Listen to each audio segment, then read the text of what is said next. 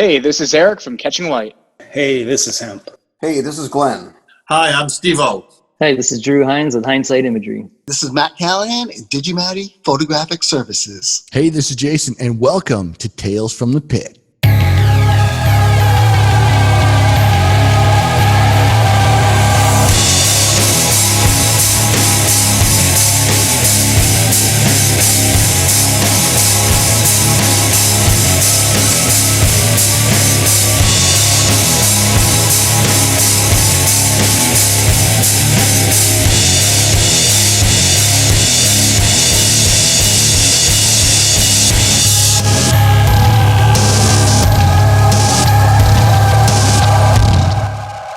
Hey, welcome back to Tales from the Pit, the behind-the-lens access for concerts and photography. Today, we have a very special guest. You may know him as Greg in the Morning Buzz. We have Greg Kretschmar. Greg, how are you doing today?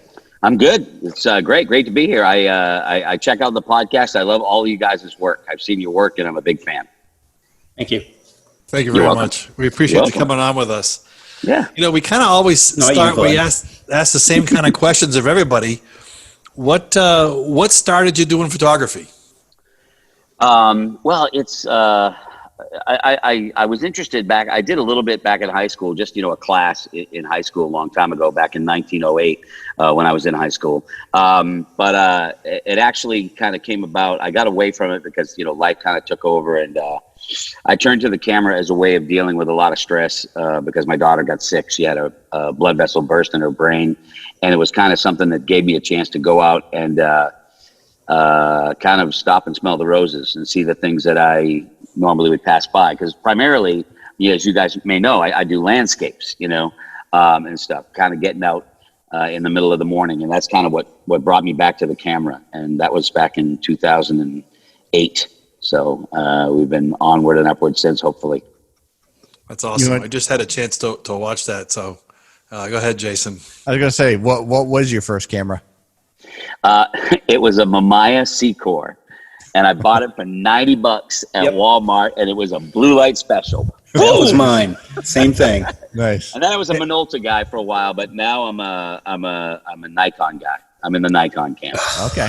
All right. Well, you got a partner in this square over here. I saw it. Let me click this. Yeah. Glenn's big on Team Nikon. He runs those company flags all the time. I tend to be. I'm loyal to the guy who's going to pay me, and none of them are paying me. So. Yeah, it's basically you can't go wrong. Nikon, Canon, Sony. If you're shooting mirrorless, you know what I mean. I mean, they're all good. And usually, for me, it's once you get into something, as you guys know, and you make the investment, you stick with it because you don't want to be switching all your gear. It's an expensive thing to do. Yeah. So, yes, indeed. Have you thought about switching over to mirrorless? I don't know. How many of you guys do mirrorless? Yeah, I can't. I mean, I can't get the viewfinder. I can't look in that viewfinder and see a video image. I just can't adapt to that, even though I know that's where it's going. I mean, that's where eventually we're all going to be, right? They're tack sharp. The results is excellent. I just can't get my head around looking at a video screen through the viewfinder. Yeah. I shoot on the Canon 5D Mark IV and the Sony A7 III. And I noticed a big difference between the two in regards to, performance of shooting. Right. But visual quality, they both, all the new cameras nowadays, they all are home runs, basically. Yeah, I'm sure that's true. I got buddies that shoot, and it's unbelievable the results they get. And looking in the back of the camera and touching all the focal spots, to me is a real convenience. But once I look in that viewfinder, I can't swing it. I will eventually, but not right now. So what draws you to landscape? This is probably a question that Glenn probably would want to dig into a little bit. Glenn's our landscape guy. Why landscape? Why not people? Why not shows? You've got more access than we do. Well, it's funny. I've only shot a few shows, and I would love to do it. I mean, every once in a while I get the opportunity if I know the band or whatever. I do it for me, and it's a huge challenge, and that's why I love what you guys do. And I kind of have questions for you a little bit later too, if I can, because I want to interview you guys about it as well. But like I said, the whole thing for me, it's a really personal thing. It was really it was a way to kind of get away from everything and reduce the noise of life, of everything. My daughter got better, and that was great. And it just, once I started to get a feel for being out, early in the morning, late at night, in quiet. I mean, I talk for a living. So going out there at 3 a.m. gives me a chance to not have to talk, and kind of just pay attention and be in the moment. And that's what I do with landscape photography. I don't create a scene. I just kind of witness it, just like you guys do when you do a rock show. You capture a moment, Mine. People say, what do you shoot? I shoot rocks and trees and waves. I don't want to shoot anything that talks. I'm with you on that, Greg. I can relate to all that, what you're saying. And I don't do too much in weddings and stuff like that. I've done some, but I don't get the enjoyment like I would, to go up Acadia or wherever in New England. I've been everywhere. So last weekend, I was up at Acadia. I go up by myself, and I'll be out on the rocks along, like by Thunder Hole, and nobody's there, and it's just me, and there's the Milky Way, and the feeling you get from being out there it's unmatched. It really is. And it's for me, sounds weird and cliche, but it's therapy, Yeah. Totally. Absolutely. Preaching to the choir with us. Yeah. I know. How do you pick your spots, or how do you find your spots? You just drive by, or what? Sometimes I write notes on my phone if I drive by a spot and I think, okay, here's a spot that'd be good at sunrise or sunset. And other times, I read a lot and I'm looking around, and if I see a picture that somebody took that I like, I'm like, okay, well, what can I add to that? How can I see it differently? And maybe maybe I don't see it differently. Maybe I just want that image, because there are some places you look at and you go, it's beautiful as it is. I don't need the most technique here. This is just a beautiful spot, and then Mother Nature adds her touch to it. So it can come at anywhere. And also, if I'm standing in front of a big scene, it's different with what you guys do, because you're looking at the action. You're focusing on the moment and the action of what's on stage. But I can take a big, huge panorama and go, I like this little corner of it right over here. I love how this building, the angles of the roof, and I look at that kind of stuff. And that's how I choose what I shoot. And I'd rather shoot architecture, go down into Boston and shoot the buildings, the different curves. And the cool thing about, Yep. I was going to say, sorry, the cool thing about what you're doing, Greg, is you can always reshoot it at different times of the year, which I saw in several of your photos. You revisit sites. Well, with that said, though, Greg, you have one particular tree that you just absolutely love. Can we talk about the tree? Tell us about the tree to our viewers. It's funny because it's a really personal thing, and it's almost kind of embarrassing to talk about, because some people go, may go, this guy's just full of shit. But it's in a field in Rollinsford, and it's just this tree that I drove by a million times. And part of me kind of going, all right, I'm going to stop and pay attention to the things that I've always passed by. That tree was one of them. And it's one of those things where in the middle of this, if you go down into the field, it looks like the tree is on a hill with nothing behind it, and it stands out. And it's kind of, I liken it to kind of a lighthouse. And I look at the tree, and this is where it kind of could get, cliche-ish. Yeah, that's it. Yeah. It takes a beating. Mother Nature throws everything she's got at it, and she still stands there, and she comes back and blooms every year. And it's a survivor, and I kind of identify with that, it's kind of noble. It just watches over the area around it. And I've always identified with that notion, and that's why I shoot it. And it's always different. You go there and it's always different because of the sky. So that's cool. It's very inspiring. Definitely. It really is. Just to listen to you talk about it. I mean, like you said, somebody would drive by it 100 times a day and go, there's the tree. Yeah, I mean, it's not. I don't know if you've heard of Robert Cray. He shot one of his videos there. I mean, it's one of those places. Really? And I've been a lot of places. What song was that? It was something about soldiers, and forgive me for not knowing the title, but that's all right. I'll look it up. He had boots all over the field, and I'll tell you, there are certain places that I've been, and Glenn, if you've done landscapes, they have a vibe to them, and you can feel them, and they breathe, and that's one of those places. And it's really, for me, it might not be to someone else, but for me it is. And that's why There's one spot on 93 that I go by all the time. It's got a tree in this field. I think of you, actually, because of the story you've told before. I have never gotten a chance to shoot it yet, but one of these days I'm going to stop. I'm going to ask the landowner, can I please go out there and shoot that tree? Yeah. I'm hoping to God he says yes. So. Oh, they came out a long time ago. They came out and asked me, "Hey, you can't come out here." And I said, "I'm really sorry. I thought it was, Yeah. an ignorant thing. I just thought it was property that was public, stupid." Sure. And so I went back to their house like 3 days later with like 9 8x10s. Oh, there you go. and I said, "This is my apology." And she said, she's really nice. Her name's Kristen.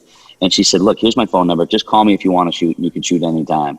Because she could tell I wasn't trying to bribe her. It was really a gift to say, "Thank you for letting me, I'm sorry I violated Trespassing that." onto her property. Exactly. But they were really cool. And so now I cool. can shoot whenever I want. So, And they probably never saw the tree the way you saw it until you handed them that photo, which is very Good unique. point.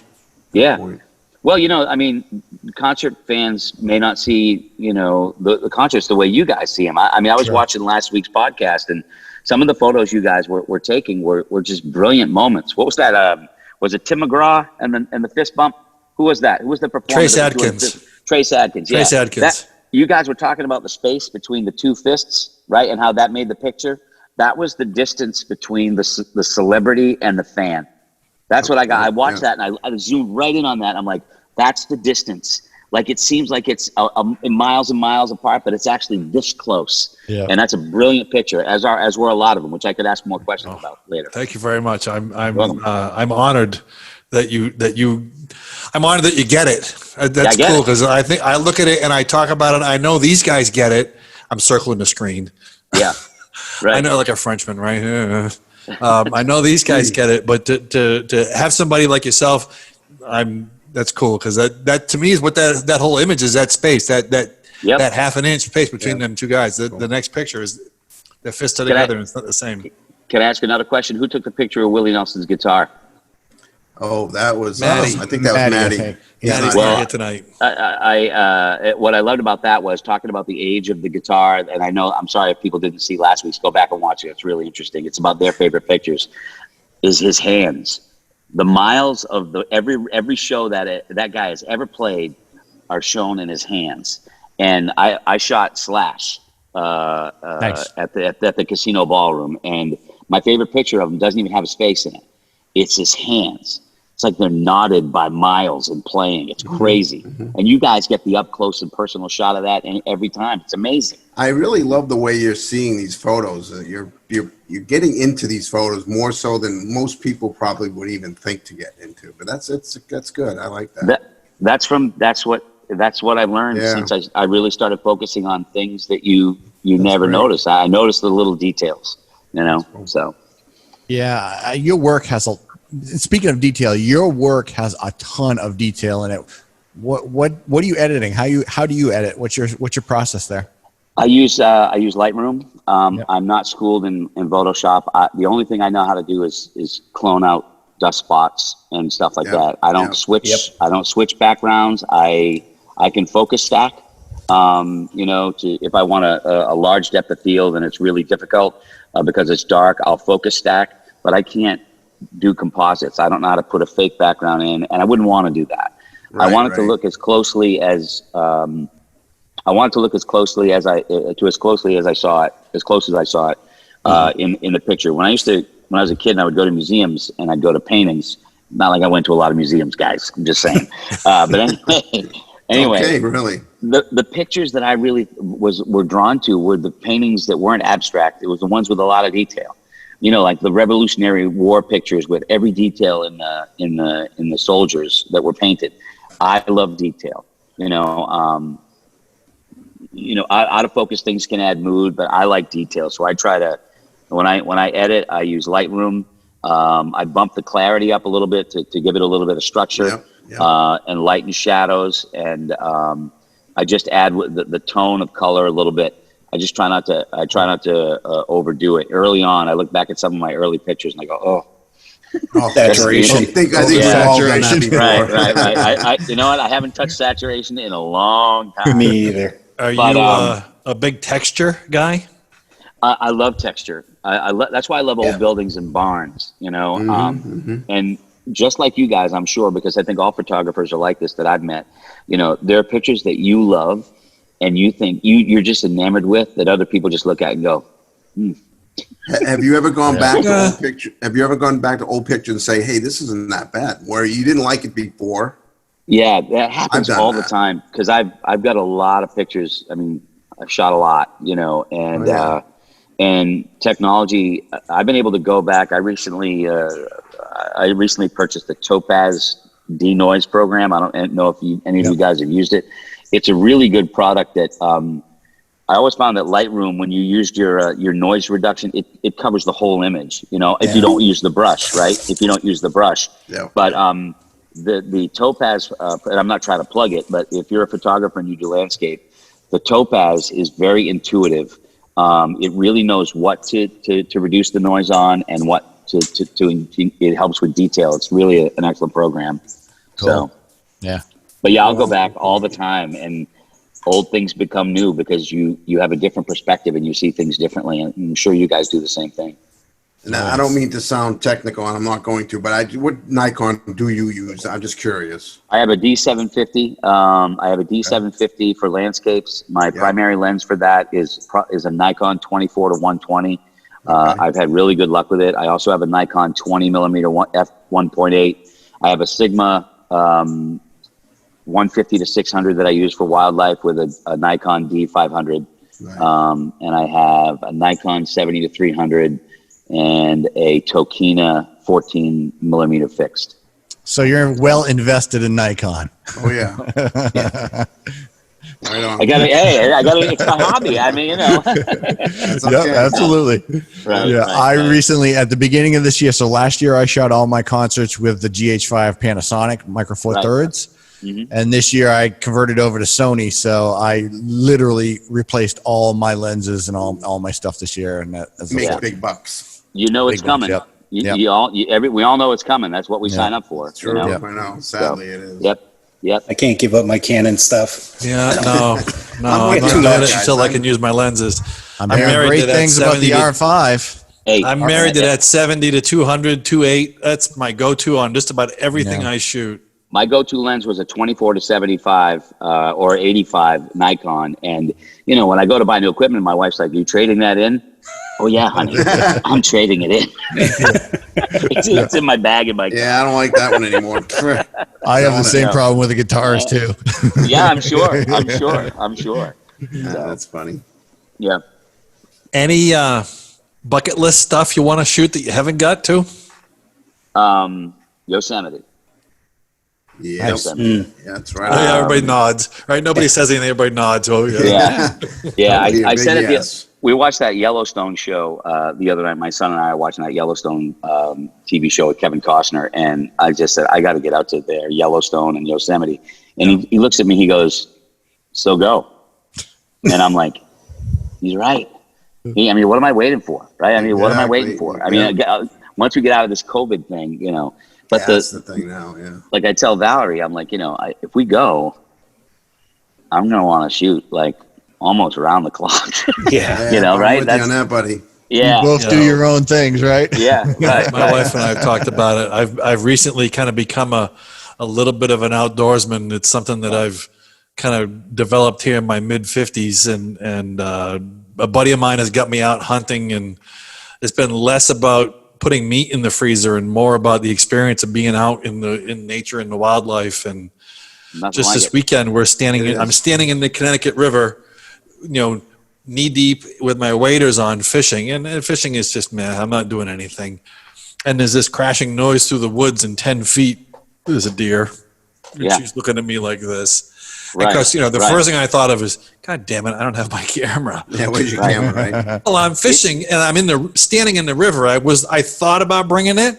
What am I going to do? I'm going to stand in the river and I'm going to be fishing one hand and, you know, thousands of dollars of camera gear and fall. Yes. Yeah, no. Yes. No. Yeah, Yeah, we went that's- kayaking. I thought the same thing. I'm like, I want to, but no. I I'm a always little bring mine nervous about- kayaking. Yeah, I'm a little nervous about the kayak. I'll bring my backup camera. You know what I mean? Yeah. But It's a good thing I didn't either because I rolled it. I shoot a lot of wildlife if I can. I shoot a lot of bald eagles. I'm really into shooting bald eagles, and sometimes, man, you have a moment like where it's the animal and you, and there's nobody around, and they'll consider you. Sometimes they don't run. Sometimes they'll just look at you, and it's like they can feel whether or not you're a threat, you know. And I've had more instances where they just look at you and they give you the opportunity to shoot, and then I leave them alone. But it's a special moment, man. If it's happened to you, you'll never forget it. Oh, it happened to me this weekend. It just, like I Yeah. said, no camera, but she stood there and looked at me like, what are you going to do? Right. And it was a while. And then a couple Right. minutes went by and she's looking back at me. Yeah. A different look. The ears are in a different position and she's pissed off. Right. As a landscape photographer, you're always afraid of what you're going to miss, you know. Yeah. And who said drone? Who's got a drone? Hemp's the I just drone got guy. I just got a Mavic 2 Pro. Nice. Oh, nice. Yeah. I got that in a Phantom 4. I love them. Yeah, I like the it's really- 2 Pro now better. It's really cool. Is Really this your cool. first drone? It is. Have you And, flown it much yet, or? Yeah, I've flown. I don't have a license yet, so I haven't sold. I'm not selling anything. I'm following the rules. But this past weekend, I was up in Five Islands Harbor up in Georgetown, and I put it up to 400 feet to show the islands. And all of a sudden, the screen said, "Signal lost." And I'm like, Doesn't that make you crap? oh, totally. And apparently, the remote, you know, the base unit, once it gets to about 25% battery, it can't reach the drone. And I'm sitting there going, now it's supposed to go back to where I took off from. Return But home, yeah. It sat 15 minutes before the battery in the drone itself wore down to the point where it did. I pooped all over the dock. I was like, what am I going to tell my wife? I freaking, you know, but it did You're going to exactly trade what it that was one in supposed to as do. soon as it lands. Yeah, no, it did exactly what it was supposed to do. That's amazing technology. So, It's so nerve wracking. Yeah, oh absolutely. my God. Yeah. Yeah, I was up at Winnisquam. I tried to see if I could get it out half a mile to a mile. Yeah. Not visual, but, and all of a Right. sudden it lost its signal. And I'm like, oh crap, please come back. Don't land in the water. Oh my God. Yeah, Yeah. I was like sweating bullets and I just finally heard it. So Yeah. Yep. Yep. That's That is awesome. pretty Yeah, amazing. and they can I get thought some, we were doing photography to get away and not have any stress. And No kidding. Jesus No kidding. Christ. get some of those ND filters too, and you'll get some beautiful sunset stuff too. Yeah, I got that. Yeah. So can I ask you guys a question? Because this Sure. is when I was looking at your work, I was thinking, you know, I was thinking this because, and Leonard, you know, you're going to know what I'm talking about with landscape. Sometimes this past weekend when I was out at Acadia and I was shooting the Milky Way, I had never seen it so bold, and it was astounding. And I took it and I took a few shots, and I knew I got something special here. I'm just hoping technically everything's in focus. Did I not leave the shutter open too long? I know that what I saw was incredibly special. And you know how that feels when you get that image, Oh, right? yeah. And especially if you know you got it. So in the heat of the action, when you're shooting a show, and you normally artists give you like what, 3 songs to shoot, right? Yeah. Is that what it is? Usually, yeah. Do you know in that moment, right? Because it's got to be harder in an action, because you're in an action shot mode, right? I mean, like you're in action, bang, bang, bang, bang, bang. Do you know when you just captured something really special in the moment, Sometimes. or do you only know that when you see it? Sometimes. sometimes, Yeah. Yeah, mainly for when me- you're culling through. Yeah. Yeah. So there's a couple things. So there's a couple things that we can do homework on, is we can watch a previous YouTube version of their tour. Yeah, And right. kind of get an idea of, oh, at this moment pyro goes Yep. off, or they do this thing or something like Right. this. We can kind of use that as a guide a little bit. But for me specifically, there was one show this year that the moment was just absolutely magical, and that was Hailstorm with Alice Cooper. And Lizzie Hale, we were in the pit, and Lizzie Hale was right there. Glenn and I shot this, and I'm sorry, Hemp and I shot this. Hemp did, yeah. And Lizzie Hale was right there in the pit, and she looks right directly at you and sings right into my camera. She's giving it to you. She's giving it to you. That's what she's Yeah. doing. I mean, she Yeah. does it every night, but holy cow, I felt it. I felt it in my chest. Yeah. It was just Yeah. magic. Yeah, Let me So tell you- absolutely. I'll tell you getting something back about to her. your, I'm sorry, Greg. Go ahead. No, it's okay. I just real quickly about Lizzie Hale. She is as nice as can be. She is awesome. She is as an electric performer as you're ever going to find. And right now, her and Taylor Momsen are the 2 best women vocalists in rock and roll music. She, doubt. especially, and Lizzie is a powerhouse, which you Yeah. know because you saw her. Yeah, Do she's you want to amazing. do you want to just segue right over to your image of her? Oh, you got one? Let's see it. Let me see if I can Yeah, get Greg, like you were saying, do we know we got one? it's kind of tough until we download them because we're Right. Yeah. we're trying to shoot. Right, exactly. Hope to God we get something good. So what does that feel like, right? You're looking in the computer or you're in the back of your it's camera a and great you go, feeling. It's like, it's yes. the best feeling yeah. ever. Or it's just Right. the opposite. You think you got it, and it's like, ah, crap. But And then I'll I be- immediately delete them. I don't ever want to see that again. Yeah. Delete. And I'll be delete. honest with you, I go back, you know, like right now when we don't have anything, I'll go back and look at my shots and I'll see stuff that were an awesome moment that I missed the first time around. Right. You know, 6 months to a year later, I'm like, oh my God, I didn't even know I had this shot. Exactly. It's the gift that keeps on That giving. happens a lot. Yeah. Exactly. Oh, yeah. Yeah, for sure. Yep. I'm working on it. I get the spinning wheel, so keep going. And So with your radio connection to artists, do you ever get like an opportunity to do a photo shoot with them or anything like that? It's funny because you know, I know some bands. You kind of get to know them, and it's always like a traveling road show. You know, I know the guys in Shinedown. I've never asked to shoot them, and I don't know why. You know, I've shot Godsmack, you know, from the pit, and it's funny because they're not used to seeing me there. And I took some pictures of them when they were playing at the Casino Ballroom, and Robbie Merrill, who's really a really cool guy. And I really only would want to shoot people that are really nice. I mean, that's in my line of work. I don't like who likes to deal with a jerk? No, exactly. I don't. I'm sure you have a wide mix too. Yeah, but most of everything. Most of the time, people are cool, you know. But I'm shooting in front of the stage, and Robbie Merrill comes over, and again, they're playing to the cameras in the first 3 songs. And then I'm behind the camera, and then Robbie recognizes it's me. And he's holding his fists up, and I'm like, dude, he's doing some sort of weird punching thing. What's he doing? He's crazy. And I'm shooting, and he keeps coming down at me. I'm like, what's he doing? And then he yells my name, and he wants the fist bump. But I didn't know. I was part of the show. I didn't know. But yeah, so I mean, Godsmack shot Slash and Miles Kennedy, but I haven't asked too many times to do it, but one of my new favorite bands is the Ghost of Paul Revere, and they've asked me to take some pictures of them, which I would love to do because I've been in the pit, and what you guys do is really exhilarating and fun and a challenge. It does. It is a rush. There's no And doubt about who shoots in manual mode? Who shoots? Always. Bam. we all do. all of us. Oh Always. yeah. Because I'm Yeah. afraid to shoot an aperture priority. I feel like it's not gonna. I feel like it's not gonna work, but people swear by it. I shoot quite a bit of shows. If I am concerned about a light being challenging, then I'll let it do its thing with aperture, and I'll control the shutter speed. But lately, it's been all live. Just manual. Yeah, manual. I mean, yeah. we're holding computers in our hands. Sometimes we should let them do the work. Right? Exactly right. I don't trust them.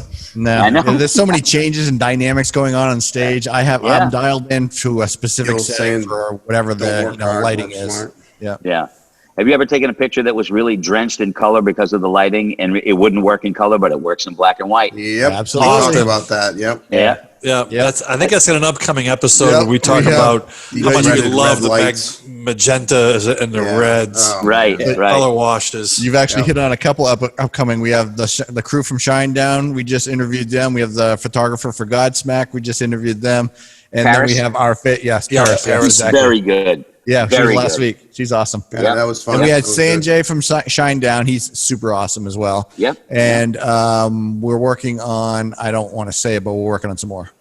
Yeah. So Good, that'd man. be That's cool. It's awesome. Yeah, totally. So Good next time they come by, we've got some connections, Greg. So you keep in touch. couple. And we'll We'll figure too. something out. I have a couple. Yeah, that's true. You do too. Between those guys? us working at the venue and you knowing the band, we should be able to get something going. Here we What? go. Where We're are they making our from? connections. I don't know those guys. The reason Hampshire why we're concert, doing what? this. Right. It's fun. It's fun. All right, I've got this image of Taylor up. I can. Oh yeah, Nice. Thank you. yeah. And they just put out. That's Pretty Reckless, right? They just put out a single, which is New single, killing it just hit- right now. Yeah, hit number one At the actually. Casino. Death Yeah. by Rock and Roll. Yeah. Yeah. She's challenging to shoot, and she's a really shy person, and she's lovely. I mean, like, she's a normal, down to earth person. When she first started, everybody thought, oh, she's just a teen TV star, trying to make it in a band. But she's the real McCoy. She's the real deal. She's And she's a 100%. Mainer. And she is now, right? And she's 100% rock and roll. And the challenge with shooting her is her hair, you know, and so it's flying all over the place. And what I loved about this pic is, I mean, the foot action is great, but you can see her eyes, because during a show you can't normally see. I mean, I know they're half closed, but they're not covered by hair. So that's why I really like that. She dug that picture, and the Casino Ballroom used that on a promo poster that they used too, which is kind of cool. But I really like that image. That is killer. I mean, that's such an action shot right there. It's so cool. And you can tell instantly who it is. Yeah. Yep. That is such a nice shot. Two of the guys in that band, by the way, are from New Hampshire. Oh, are they? Okay, cool. Mark Damon, the bass player, and Jamie Perkins, the drummer, they're both from New Hampshire. So nice. What editing did you do to this, if any? I did the same thing that I usually do. Is I increased the structure. I bumped the structure up about 10%. I lightened the shadow a little bit. I didn't use any brush. There's no brush work in it. And I dimmed down the highlights a little bit to bring down the background lights just a little bit. And that was it. I got lucky on this one.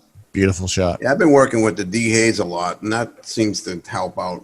This is shot from across the way in the soundboard booth above the booth where the spotlights are. Same show. I didn't really get anything really good from up there, but you know, she's kind of a very gentle soul wrapped in a badass business. You know what I mean? We can talk about how much we all love shooting from the soundboard. Right.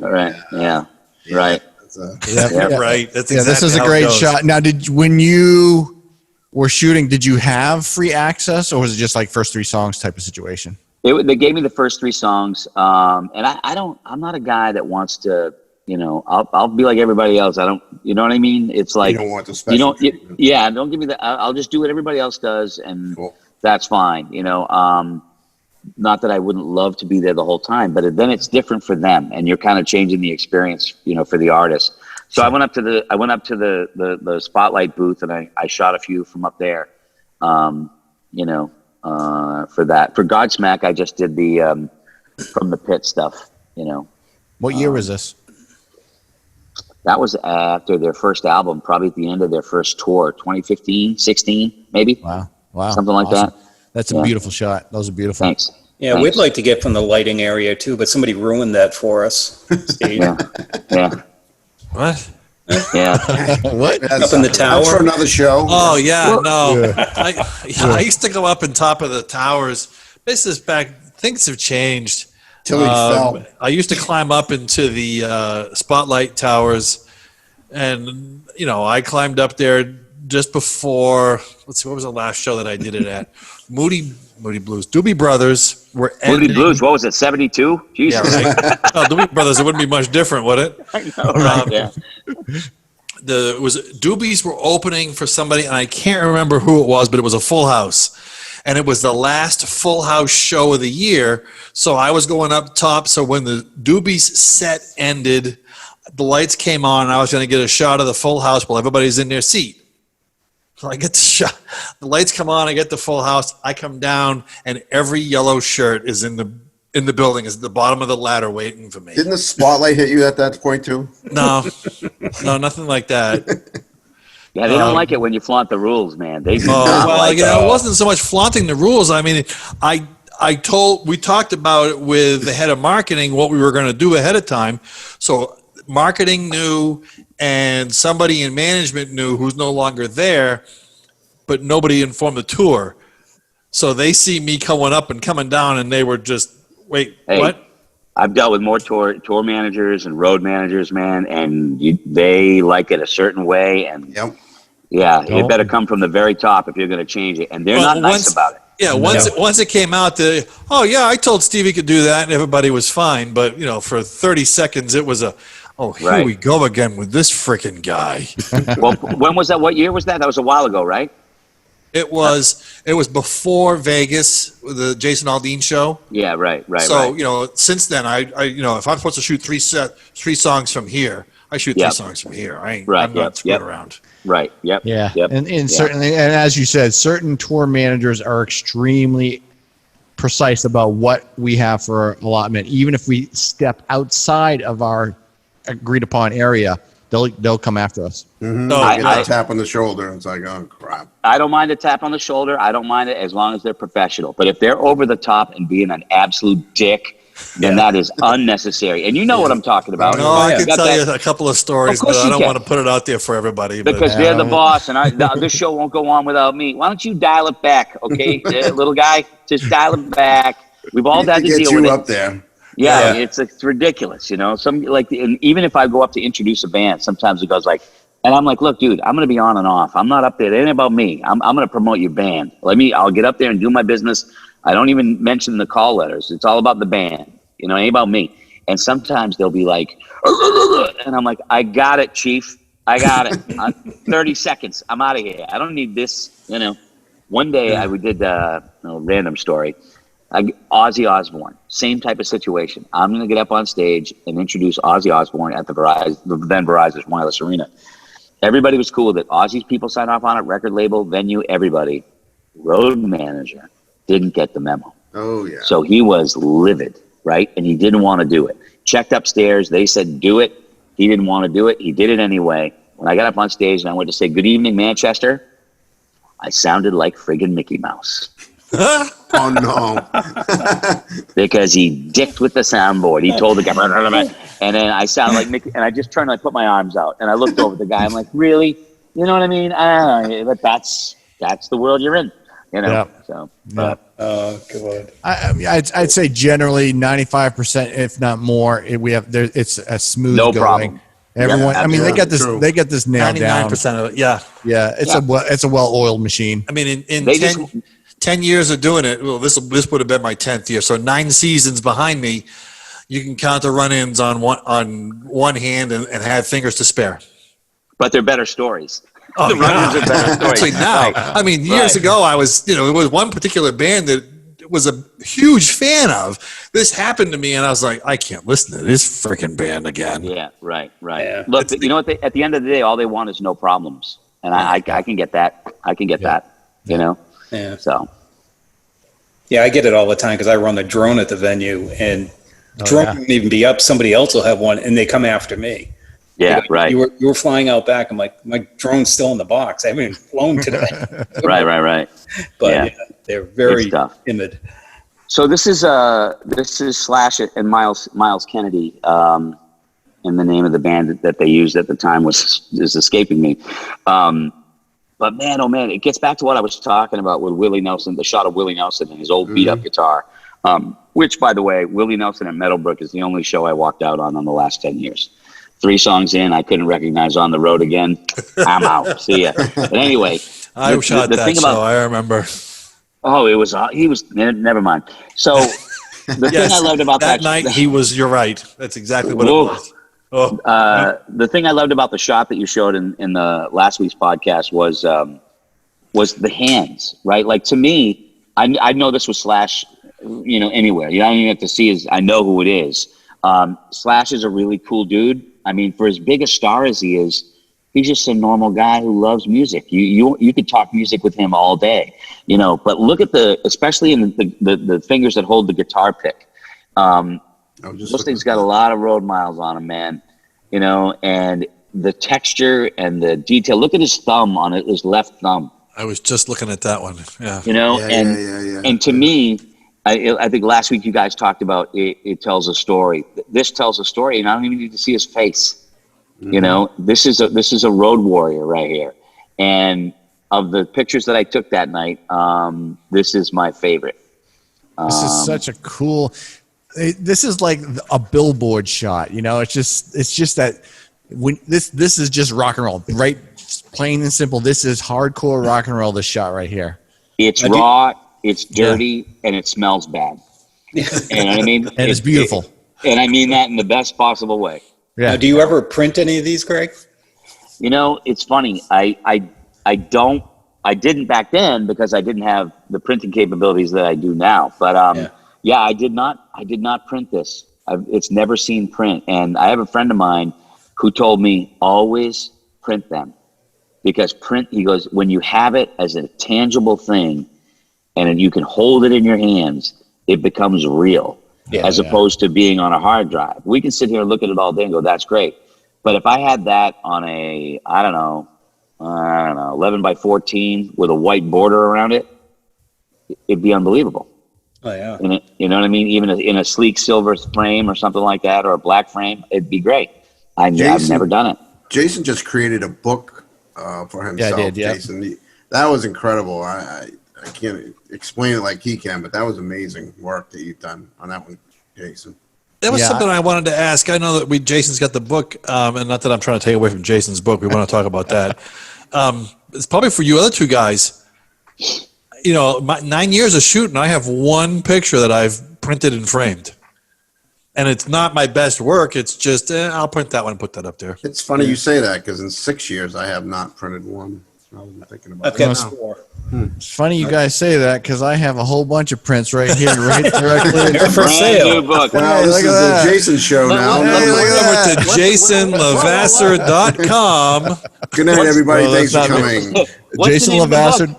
Hold on. JasonLavasser.com is actually another touring musician, not me. Oh, okay. All right. A legit touring musician that tours the United Great. States. We just plugged him. It's funny. You're because welcome. Every year at the end Send of the the year, check.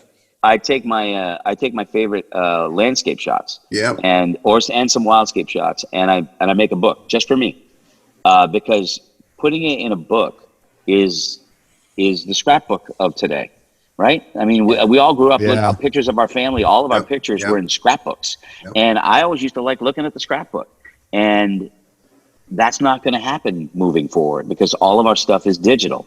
So, you know, my buddy who shoots for Down East Magazine, he's the one who said, you know, look, print it. And I'm like, I'm going to print it. What am I going to do with it? Like, you guys have all shot so much. What can you decorate? Can you have it? Your line? I guarantee you, your walls of your house aren't lined with the stuff you've shot. No. Right? Mine is.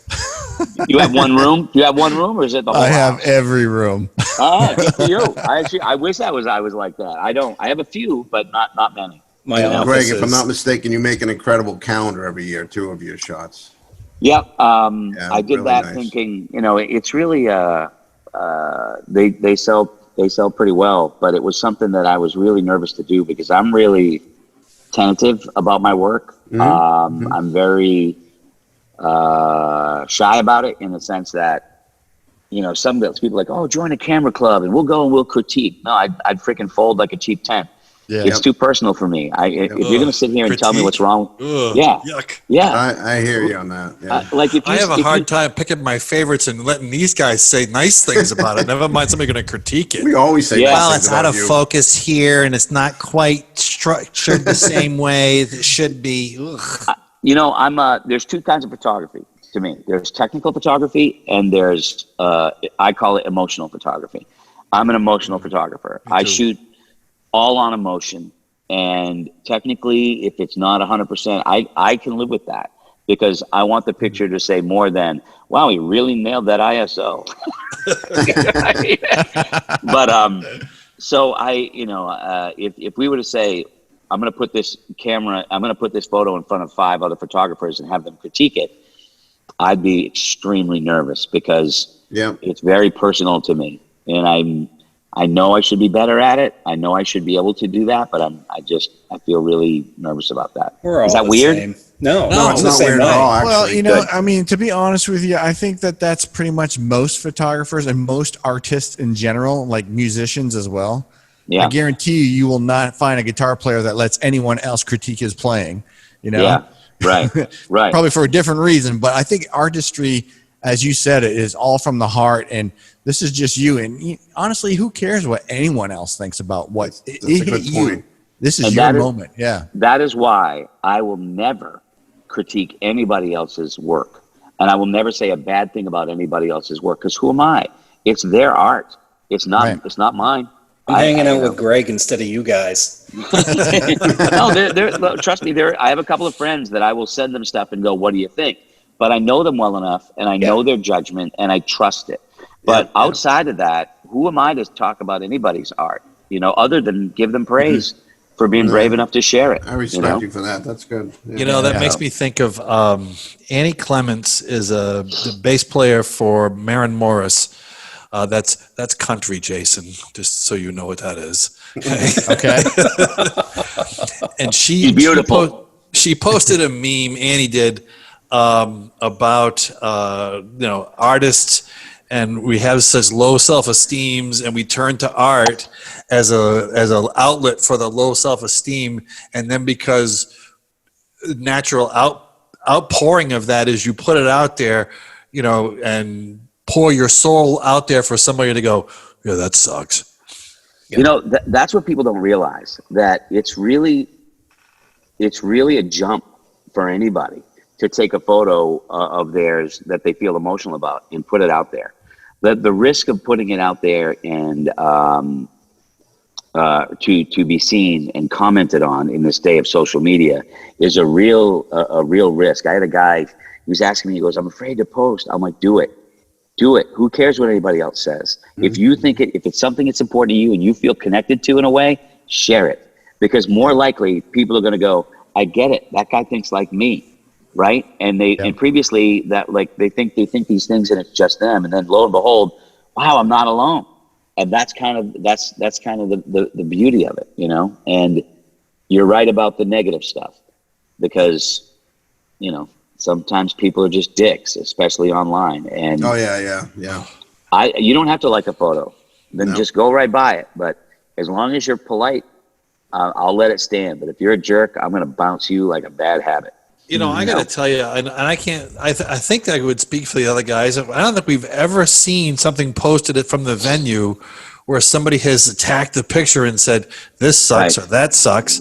You'll see stuff where they bitch about parking, or they want to talk about the yellow shirts did this, or I couldn't see because there was a big tall guy in front of me or something. Yeah. But I don't think anybody's ever said anything negative about any of our work. Well, I wouldn't expect that. As a landscape photographer, maybe Glenn, you see it. People feel like they can say, they look at a picture and they go, "Oh my God, that is so photoshopped," and I'm like, yeah. "Oh no, it is not." Like somebody said about you totally enhanced that.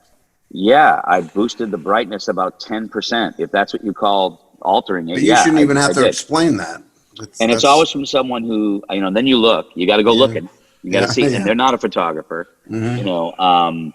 but yeah, I don't know why some people feel emboldened to, this looks like shit. Every once in a while, they're just doing it to get a reaction out of you, Keyboard Cowboys. Yeah. Greg, is there one photographer out there that you idolize? Well, I mean, if you say Jason, I'm going to freaking come through the screen. No, in landscape, let's put it that way. Well, I mean, I started with, Ansel Adams, obviously. I had Ansel Adams posters on my wall, before I even knew I was going to get so connected to, photography. There are guys that I just watch their work that are guys in New England, guys like Adam Woodworth, who does great nighttime work. My buddy Scott Thorpe and Doug Harrington. I look at them. Ben Williamson is really great. There's another guy out of Vermont. Kurt Budliger is really good. And there's a bunch of guys, local guys, that are just, they're creating these great images, and they're just doing it as a hobby, And but yeah, it started with two actually, Ansel Adams and Annie Leibovitz. Yeah, I gotta say, Annie Leibovitz. Have you heard of Leibovitz? Yeah. Have you ever heard of Peter Lick? I'm sure you have. I have, and you know what? I was going to name him. He is amazing. Yeah, you just look at them and you're like, I'll never touch that. Sometimes you see a picture and you're like, I'm putting my camera down. I'm done. I'm out. Well, I went into one of his stores in Maui, and it just blows you away. It's just amazing. Yeah. And the price tags are even more amazing. Who's paying $34,000 for that? Exactly. I'm selling 8x10s for $30 for Christ's sake. Or not selling them. I feel guilty about it. Right, can I get that $30? Yeah. I don't know. You're right. Yeah. Any picture that moves me, any picture that moves me is a win. I don't care who it's from, and I don't care what it's of. So. Cool. Hey, thanks for watching part 1 of our episode with Greg Kretschmar. If you have any questions or suggestions for episodes, please email us at nhconcertphotogs@gmail.com. And as always, you can catch all of our episodes at talesfromthepit.net. We'll see you next time.